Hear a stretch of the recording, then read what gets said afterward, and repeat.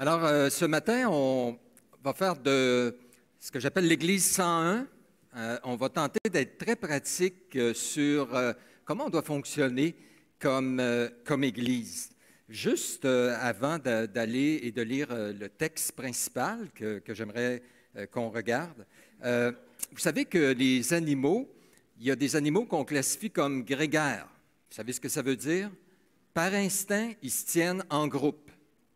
Que ce soit des oiseaux, des animaux plus terrestres, même les poissons, ils sont par bancs, on voit des volées d'oiseaux, il y a des troupeaux naturels d'animaux. Il semble que, selon les experts, il y a différentes raisons qui les amènent à se tenir ensemble. C'est instinctif, mais ça les aide à se protéger. Je pense qu'on a tous vu des reportages là, où, à un moment donné, les petits sont au milieu, les adultes sont en rond. Il y a un lion qui essaie d'attaquer un troupeau de bisons ou je ne sais pas quoi, et ils défendent en gang, ils sont presque inatteignables. Il y a aussi des fonctions, il semble, chez certains animaux. Il y a, par exemple, les singes, ils se tiennent en groupe, mais il y a des singes qui ont la fonction d'être des singes guetteurs. Alors, ils sont dans l'arbre, et s'ils voient arriver un danger, ils crient, ils avertissent le reste de la gang, puis tout le monde est protégé. C'est la même chose chez les guêpes ou les abeilles. Ils ont des fonctions vraiment diversifiées, complémentaires, puis ça fait qu'ils sont efficaces ensemble.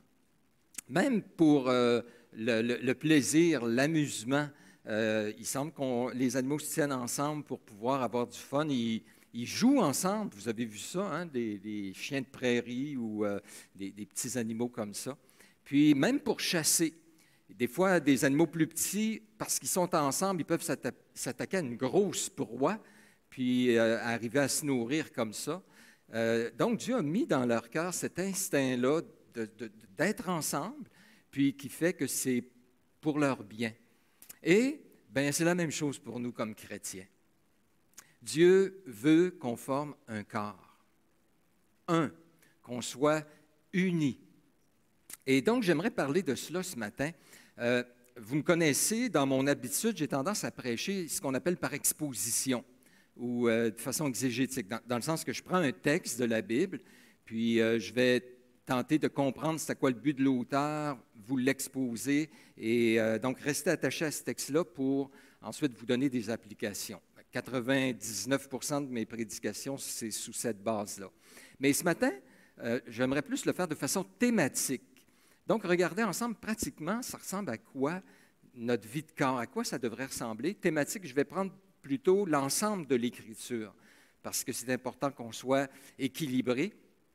On appelle ça aussi de la théologie systématique, c'est prendre le conseil de Dieu dans son ensemble dans l'Écriture. On va regarder ça, donc, ensemble ce matin. Alors, ce que j'aimerais faire, je vous rappelle les points, peut-être, c'est-à-dire je vous précise les points. D'abord, j'aimerais... au départ, vous présentez un texte de l'Écriture qui va nous rappeler le principe fondamental que l'Église, que le croyant est appelé à vivre en unité avec les autres. Dieu ne veut pas de chrétiens Robinson Crusoe, seul chez lui. Dieu nous veut en groupe, veut qu'on forme un. On va regarder un texte d'abord. Ensuite, j'aimerais qu'on regarde ensemble les différentes formes qui sont proposées autour de nous. On doit vivre ensemble. À quoi ça doit ressembler? Et dépendamment des conférenciers, dépendamment des livres que vous lisez ou des messages qu'on entend, on va nous présenter différentes formes de regroupement ensemble. Et j'aimerais vous les exposer. Dans un troisième lieu, j'aimerais qu'on regarde maintenant qu'est-ce qu'on fait avec toutes ces suggestions-là et vous proposer quelque chose que j'appelle une vue équilibrée de notre vie communautaire. Puis finalement, comme toujours, j'aimerais terminer avec quelques aspects bien pratiques pour nous aider à vivre tout cela. Comme Église, ce que nous voulons, c'est atteindre notre région. Et la clé, une des clés, mais une clé importante, c'est nous comme corps, c'est nous comme Église. C'est notre unité, notre force, les forces de chacun qui se complémentent, bien coordonnées, formant un solide assemblage qu'on est à l'œuvre dans la mission de Dieu. Et donc, c'est dans ce sens-là, ce matin, que je voulais rappeler ces principes importants. J'aimerais qu'on prie avant de lire le texte ensemble. Donc, prions. Seigneur, nous touchons à quelque chose qui t'est précieux ce matin. À l'instant où on parle de l'Église, de ton peuple, nous savons que pour toi, c'est important parce que c'est pour ton peuple que tu as donné ta vie, Seigneur Jésus. Et tu es en train de te former un peuple zélé pour toi, qui t'aime, racheté, zélé pour les bonnes œuvres. Et tu nous veux en unité. Tu nous connais, tu connais notre tendance. On a vraiment de la misère à s'aimer, à être humble, à pratiquer ce que tu nous commandes. Mais ce matin, nous nous présentons devant toi. Nous t'offrons nos vies et nous voulons, Seigneur, que tu nous transformes pour qu'on puisse arriver à vivre ces standards de bénédiction et d'efficacité que tu as mis pour nous. Alors, bénis l'exposition de ta parole ce matin, au nom de Jésus. Amen. Tournez, s'il vous plaît, dans Éphésiens chapitre 2, et je vais lire à partir du verset 11. Donc, d'abord, j'aimerais qu'on se rappelle le principe fondamental. Ce n'est pas mon idée que Dieu nous veut comme croyants en groupe, en corps, en communauté. C'est vraiment le principe de l'Écriture. Et on le retrouve à plusieurs places, mais dans Éphésiens 2, à partir du verset 11, particulièrement, on retrouve cela. Donc, Paul écrit aux Éphésiens, qui étaient composés de Grecs, c'est-à-dire de non-juifs, et de Juifs. Et il leur dit ceci. « C'est pourquoi, vous, autrefois païens dans la chair, appelés incirconcis par ceux qu'on appelle circoncis, et qui le sont en la chair par la main de l'homme, souvenez-vous que vous étiez en ce temps-là, sans Christ, privés du droit de cité en Israël, étrangers aux alliances de la promesse, sans espérance et sans Dieu dans le monde. Mais maintenant, en Jésus-Christ, vous qui étiez jadis éloignés, vous avez été rapprochés par le sang de Christ, car il est notre paix. Lui qui des deux, c'est-à-dire les Juifs et les non-Juifs, n'en a fait qu'un et qui a renversé le mur de séparation, l'inimitié, ayant anéanti par sa chair la loi des ordonnances dans ses prescriptions. Il a voulu créer en lui-même, avec les deux, un seul homme nouveau, en établissant la paix et les réconcilier avec Dieu l'un et l'autre en un seul corps par la croix, en détruisant par elle l'inimitié. Il est venu annoncer la paix à vous qui étiez loin et la paix à ceux qui étaient près, car par lui, les uns et les autres, nous avons accès auprès de Dieu dans un même esprit. Ainsi donc, vous n'êtes plus des étrangers, ni des gens du dehors, mais vous êtes concitoyens des saints, gens de la maison de Dieu. Vous avez été édifiés sur le fondement des apôtres et des prophètes, Jésus-Christ lui-même étant la pierre angulaire. En lui, tout l'édifice bien coordonné s'élève pour être un temple saint dans le Seigneur. En lui, vous êtes aussi édifiés pour être une habitation de Dieu en esprit. Tout un texte. Au premier siècle, s'il y avait vraiment deux groupes qui étaient opposés, ennemis, antagonistes, c'était les Juifs et le reste du monde, les païens. Et ce que ça nous dit ici, c'est que Dieu a pris ces deux groupes qui n'avaient rien de commun, ces deux groupes extrêmes, ennemis. Et là, il emploie différents termes pour dire comment il les a unis. Premièrement, au verset 14, il dit « il les a fait un ». Au verset 15, il dit « il a créé un nouvel homme » avec ces deux groupes, un nouvel homme. Ce n'est pas qu'il a pris les païens puis qu'il en a fait des Juifs, ou qu'il a pris les Juifs puis qu'il en a fait des païens, c'est qu'il a pris ces deux groupes-là puis il en a fait un complètement nouveau. Un nouvel homme, une nouvelle entité. C'est intéressant parce qu'il emploie le mot « créer ». Ça nous ramène à la Genèse où Dieu a créé l'homme. Bien, il nous dit qu'en Christ, à cause de la croix, à cause de l'œuvre de Jésus qui est mort pour nous, ceux qui croient en lui, il y a quelque chose d'aussi radical, une nouvelle création, une nouvelle entité qui est l'Église.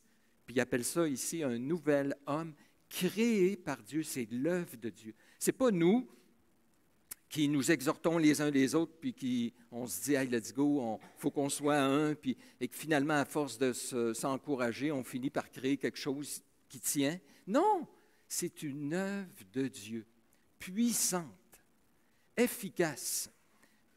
À cause de Jésus, il fallait que Jésus meure, il fallait qu'il abolisse, comme c'est mentionné, la loi qui séparait fondamentalement les deux groupes. Donc, au verset 15, un nouvel homme qui a été créé. Au verset 16, ça nous dit un corps. On forme maintenant un corps.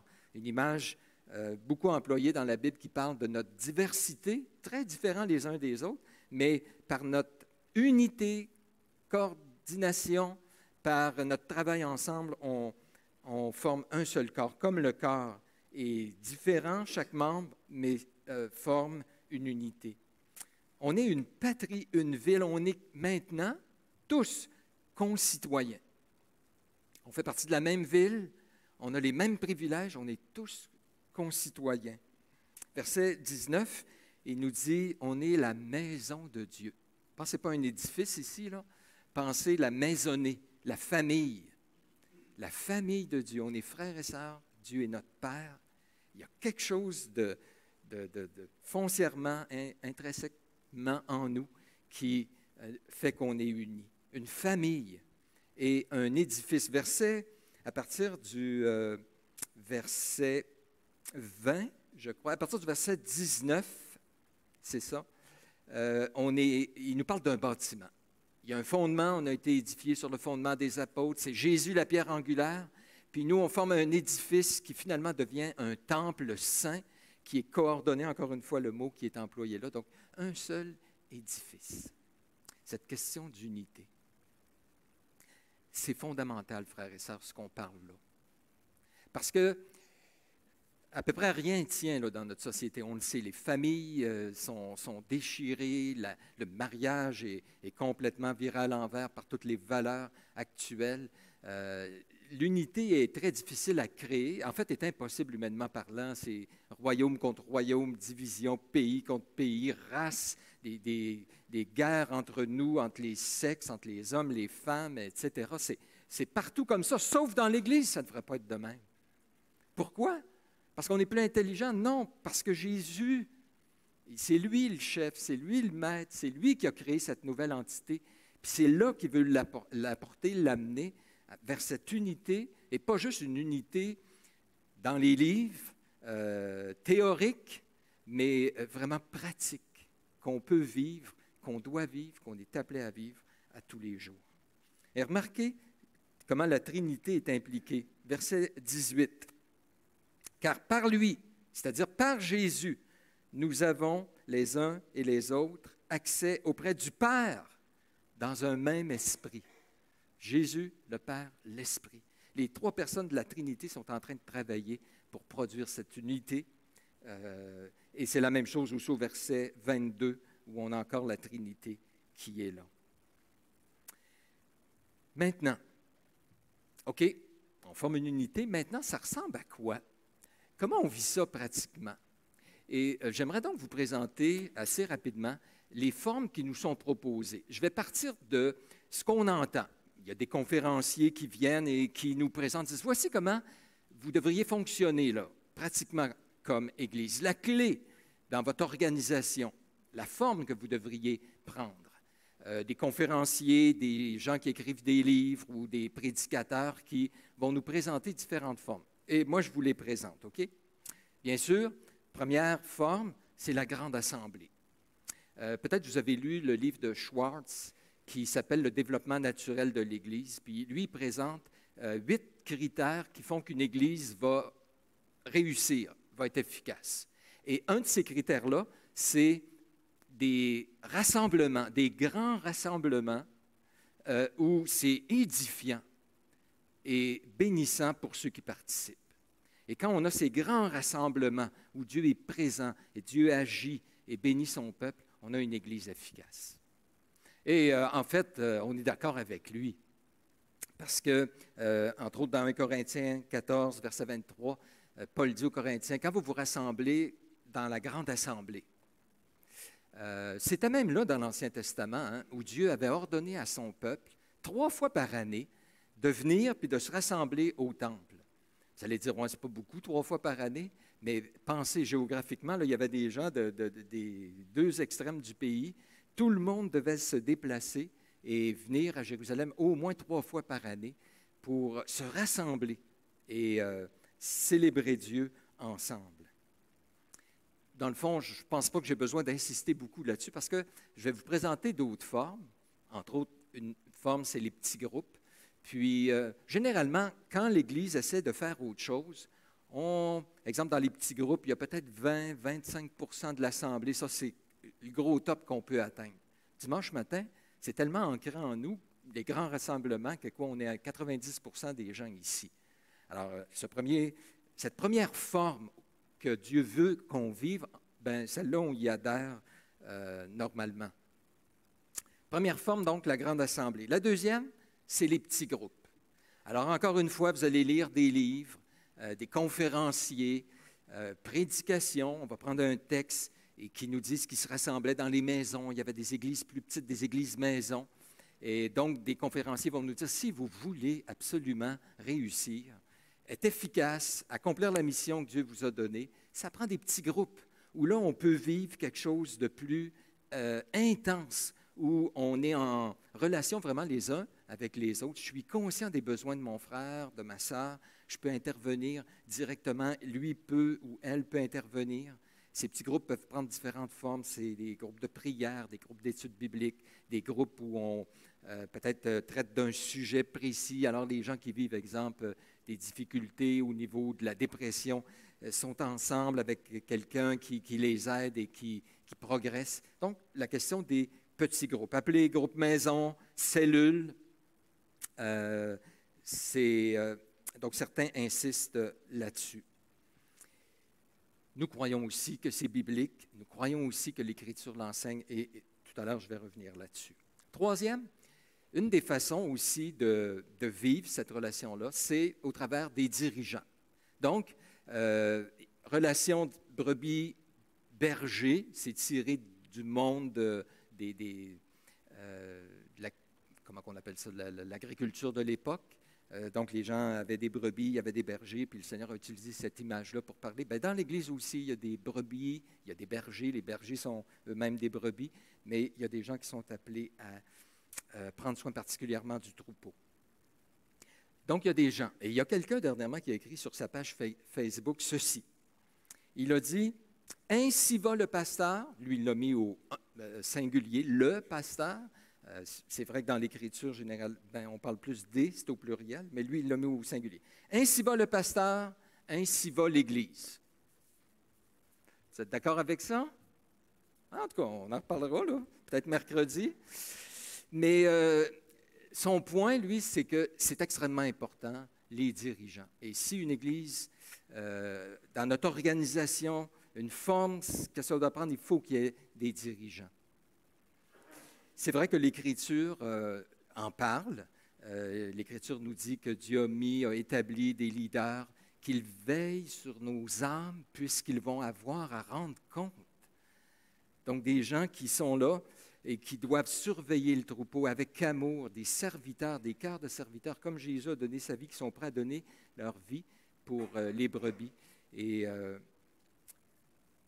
servir, aimer et prendre soin. Une autre forme, celle-là peut-être, on en parle un petit peu moins, mais si vous avez lu ou si vous avez assisté à quelques conférences, on en entend parler, c'est le parrainage, c'est-à-dire coaching ou de faire des disciples. Et l'idée est à peu près ceci, c'est qu'on dit, vous avez sûrement entendu ça, il faut se reproduire. Donc, tu amènes quelqu'un au Seigneur, puis tu suis cette personne-là. Tu es son parrain, son coach. Et donc, tu n'en prends soin, puis tu l'amènes à grandir dans sa foi en travaillant avec cette personne-là.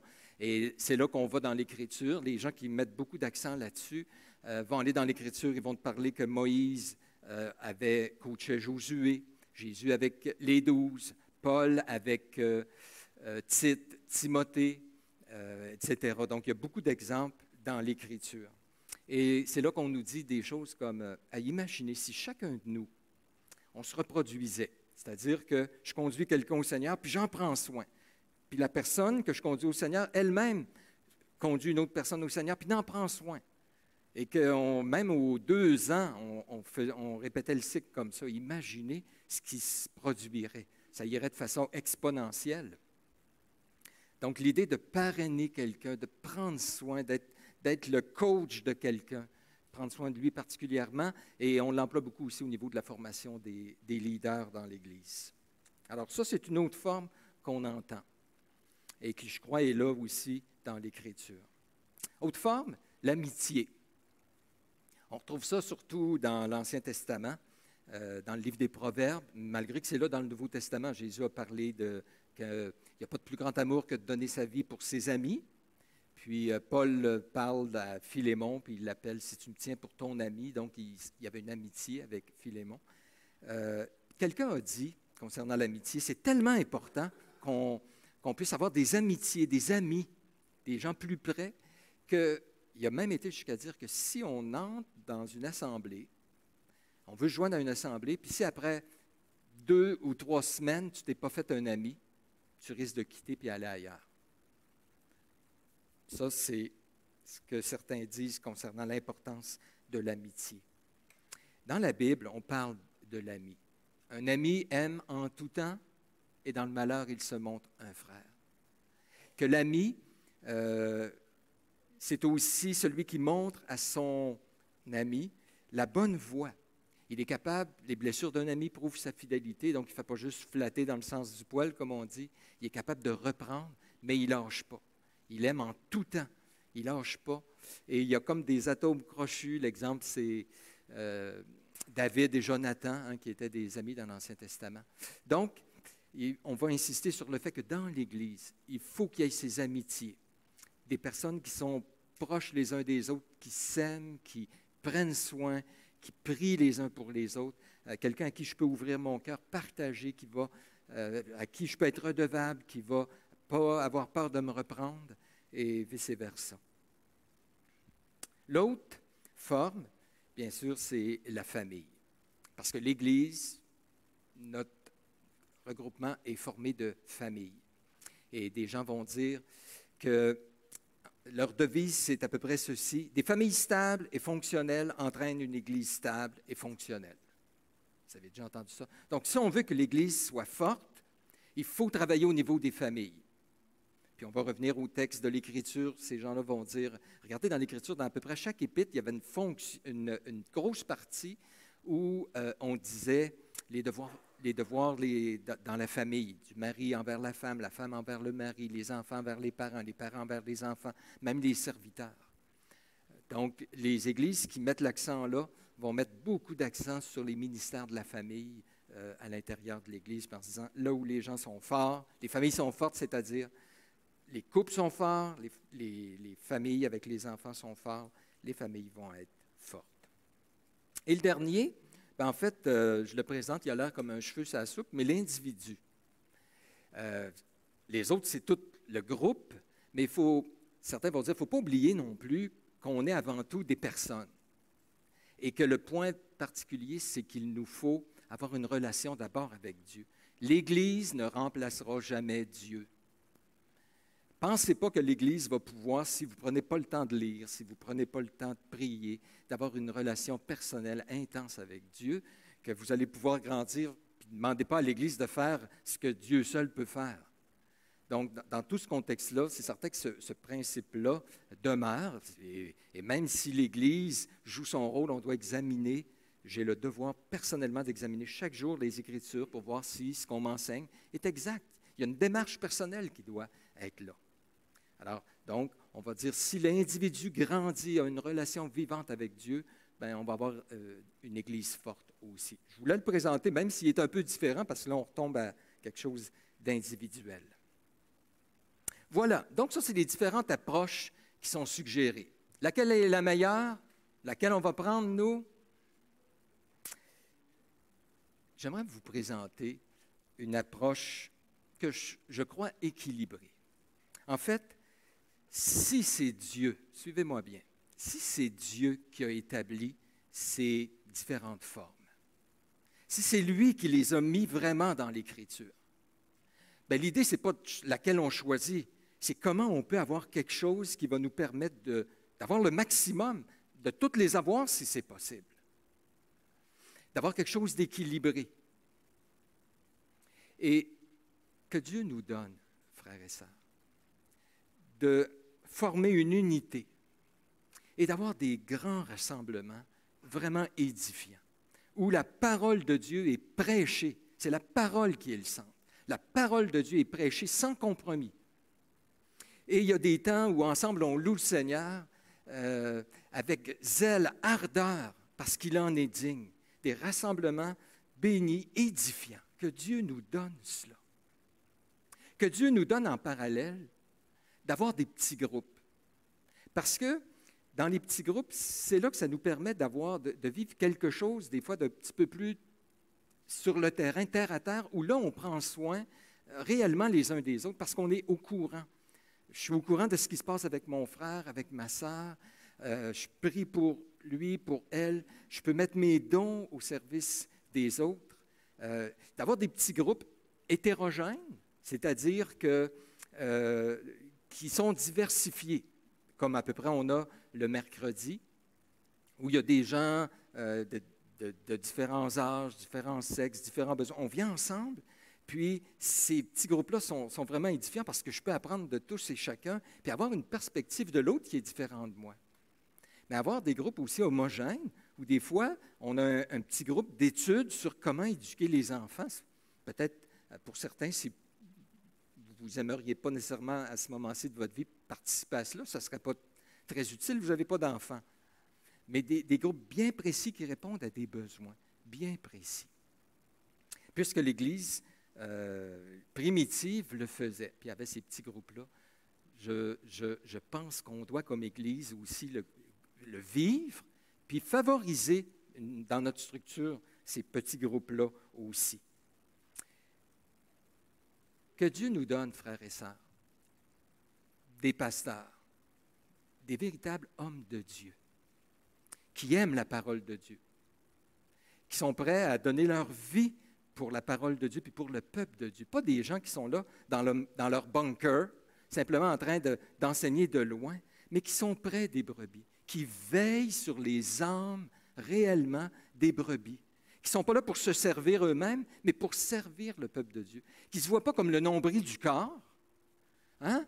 Il y a des gens, là, ils sont pasteurs, puis s'il y a un cours à donner sur l'éducation des enfants, oh, c'est eux autres les meilleurs toujours. S'il y a un cours à donner sur comment diriger un petit groupe, oh, c'est eux autres les meilleurs. S'il y a comment vaincre la dépression, ils n'ont jamais fait de dépression, mais c'est eux autres les meilleurs pour l'amener. Attention, les pasteurs aussi doivent être humbles, reconnaître leurs limites, puis un de leurs rôles, c'est de mettre le corps en action, puis d'aller chercher, stimuler, former les éléments du corps pour que, justement, le corps puisse aller de l'avant. Mais que Dieu nous donne ces hommes de Dieu. On a besoin aussi, et que Dieu nous donne, d'avoir des parrains, des gens qui sont prêts à suivre d'autres. Et attention, je vous l'ai déjà dit, puis je le répète, moi, je n'aime pas l'idée de me reproduire. Benoît va se reproduire dans quelqu'un. Alors, je prendrai quelqu'un, il vient au Seigneur, puis là, je le suis pendant toute sa vie, comme si j'étais le meilleur, moi, pour l'aider dans tous les aspects de sa vie. Attention, je ne veux pas me reproduire dans personne, j'ai assez de misère avec moi-même, je n'en veux pas un deuxième comme moi. Sauf que je peux suivre quelqu'un pendant une partie, là où je suis fort. Comprenez-vous? Alors, tu es fort dans les finances, tu es fort dans l'évangélisation, le Seigneur t'a enseigné à être un homme, une femme de Dieu dans ton couple. Bien, tu suis quelqu'un pendant un bout de temps dans cet aspect-là, où tu es son parrain, tu vas travailler avec la personne. Puis à un moment donné, elle a un autre besoin dans sa vie, il y a quelqu'un d'autre qui prend la relève. Mais cet aspect-là de parrainage est extrêmement important. Et que Dieu nous donne d'avoir cela ensemble, d'avoir des amis. D'avoir des amis. Il y a quelqu'un qui, depuis peut-être, je dirais, 3 ou 4 mois, je reçois un appel à un moment donné d'un pasteur. On s'était perdu de vue dernièrement. Puis il m'appelle et dit « Hey, Benoît, j'ai à cœur, comment ça va? Puis, est-ce que tu serais d'accord qu'on se téléphone de temps en temps, peut-être se voir, puis qu'on prie ensemble, puis qu'on puisse partager? » J'ai été vraiment... je dis « Ben oui, ben oui. » Et depuis ce temps-là, régulièrement, on échange, on prie. Et quelle bénédiction! Quelle bénédiction! Où je prie pour lui, je sais qu'est-ce qu'il vit, ses difficultés, ses défis, ses projets, et il prie pour moi. Je sais qu'il est discret, je peux ouvrir certaines choses qu'il ne répétera pas parce que je ne veux pas il y a des choses qu'on peut dire à une personne, mais qu'on ne veut pas qu'il sorte. Et quelle bénédiction! Et je dois vous avouer que mes expériences dans le passé m'avaient amené à être pas mal frileux à ce niveau-là.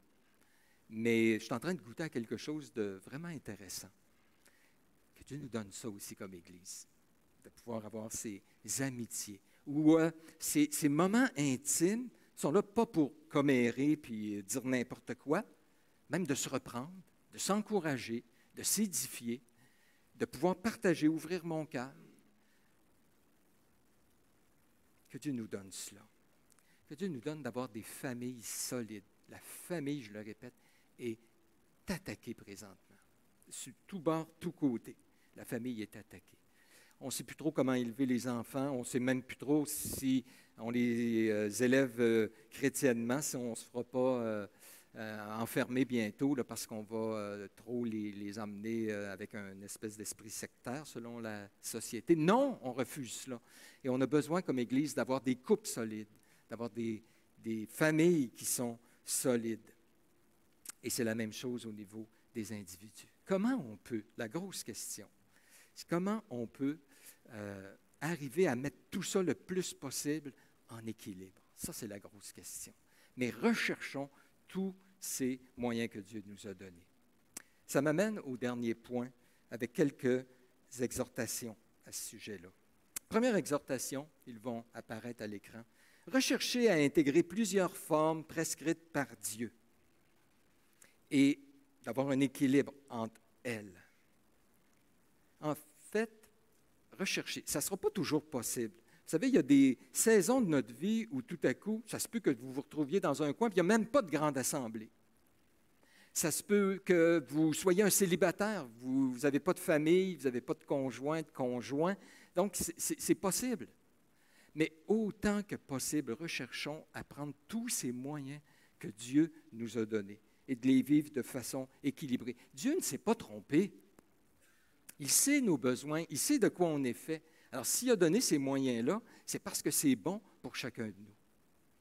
Et soyons clairs, je ne suis pas en train de vous dire « let's go, puis allons-y, puis tout va être parfait, puis ça va être le ciel sur la terre. » Écoutez, on a plus d'expérience que ça de la vie. Ça ne sera pas facile toujours.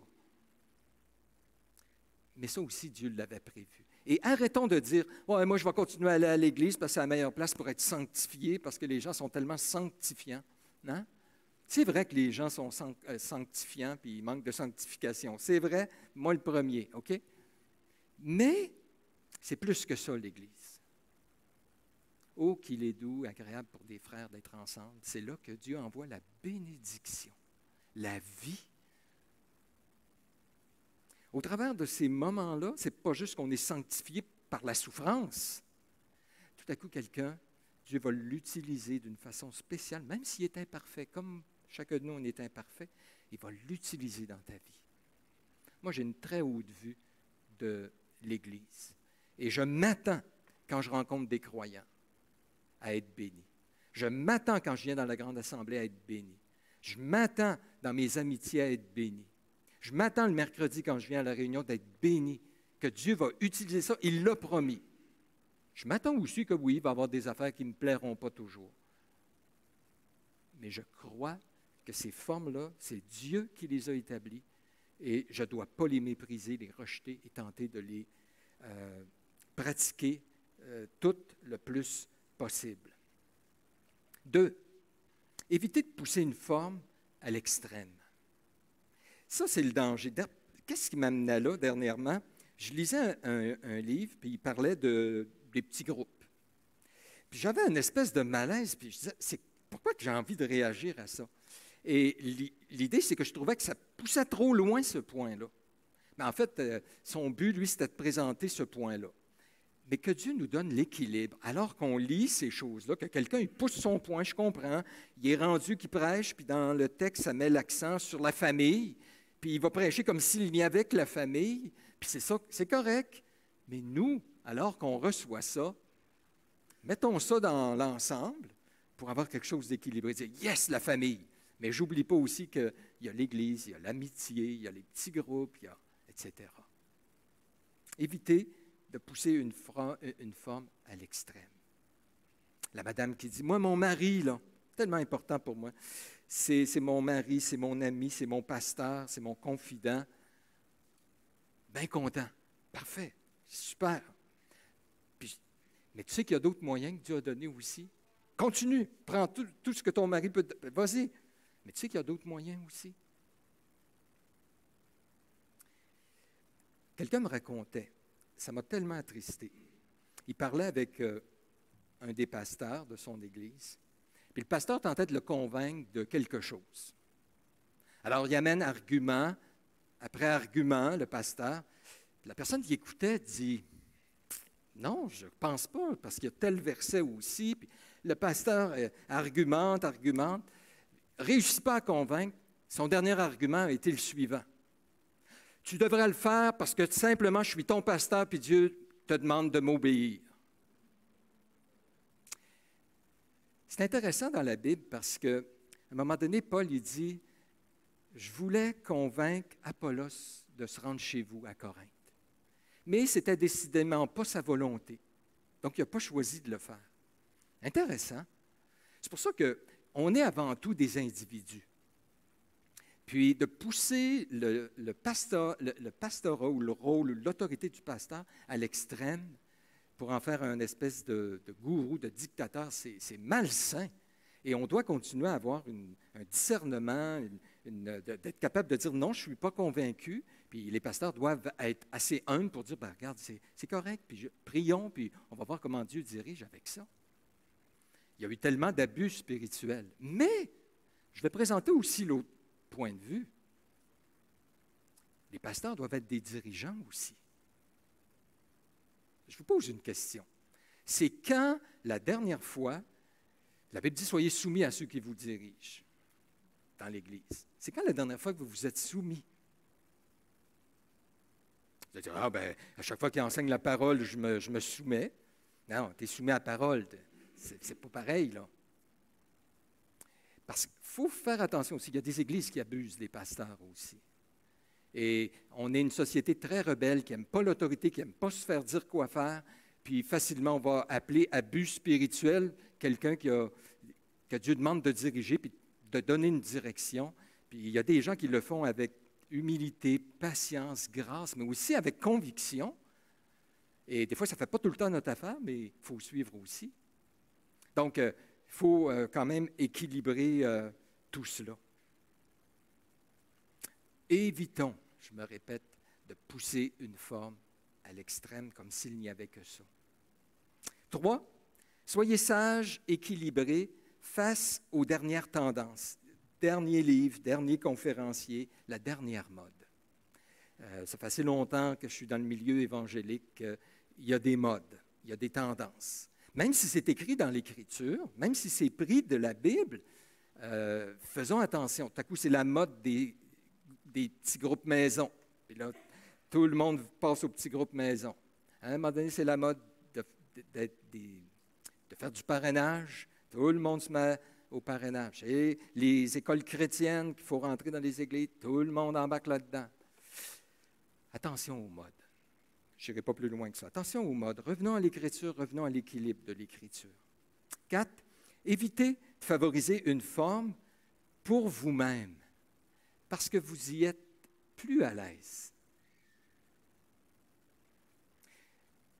Dans 1 Corinthiens 12 à 14, je trouve ça intéressant, les Corinthiens parlent en langue, puis Paul leur dit, vous devriez avoir des prophètes parmi vous, parce que celui qui parle en langue s'édifie lui-même, les autres ne comprennent rien. Alors que celui qui prophétise, il édifie, console, exhorte les autres parce qu'ils comprennent. Puis il dit que tout ce que vous faites serve à l'édification. Ce n'est pas toi le centre, c'est les autres.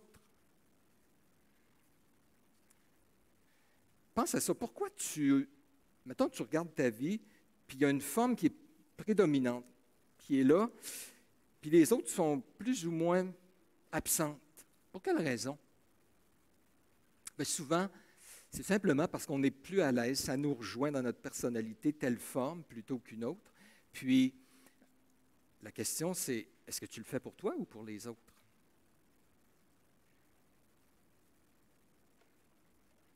Pourquoi, par exemple, on a un problème dans notre vie?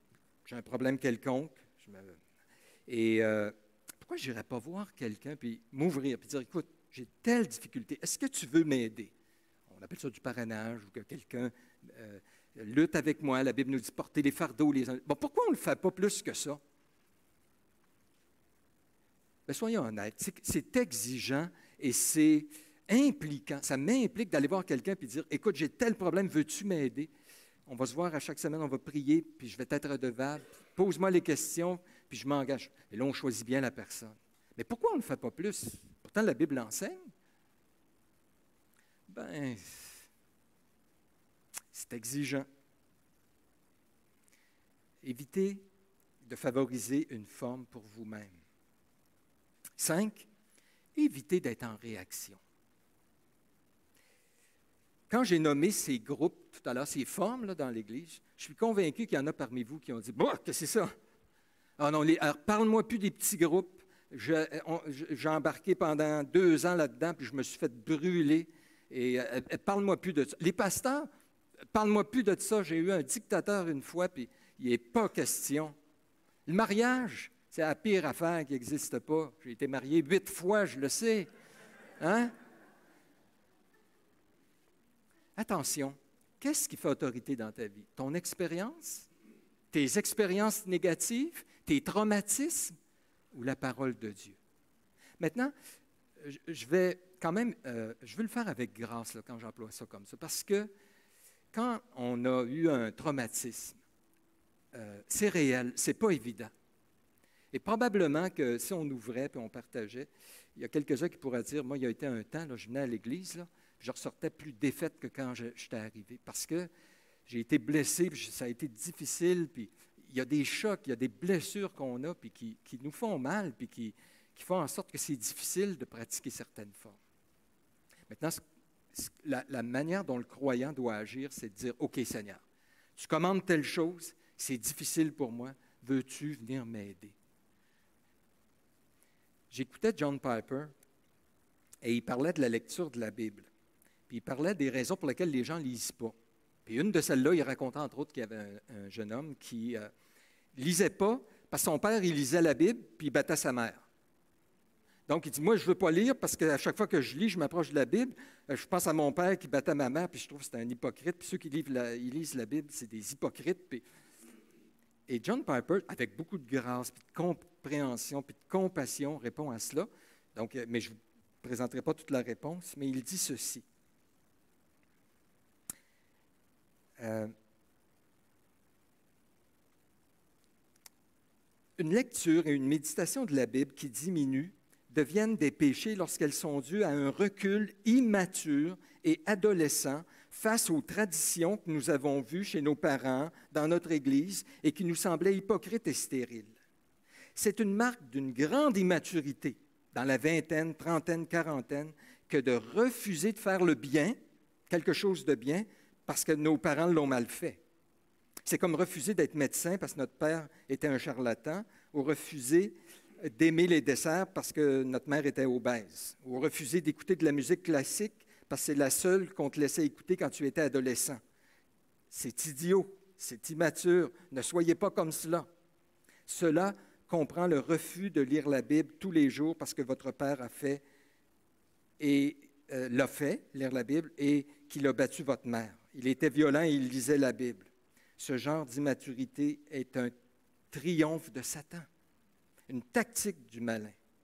Vous ne voulez pas être le laquais de Satan et être en fait comme un adolescent immature, un adepte immature du malin.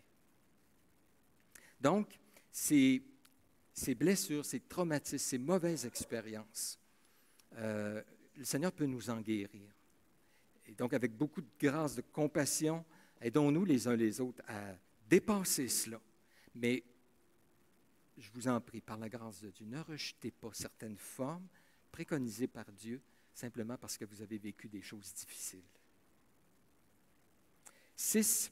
Sans rejeter certaines formes dont ne parle pas l'Écriture, soyez prudents et ne leur donnez jamais la même importance que les autres formes établies par Dieu. Aujourd'hui, on nous dit, parce qu'en même temps qu'il y a des conférenciers qui présentent ces formes-là, qui vont vous dire, la clé, ça prend une bonne administration dans l'Église. Et je travaille dans une entreprise, puis on parle de plus en plus d'avoir des plans stratégiques où on regarde nos forces, nos faiblesses, les menaces, opportunités. Tu sais, vous avez fait tout ça. Mais j'étais étonné parce que j'avais fait la même chose avec l'association quand j'étais président de l'association.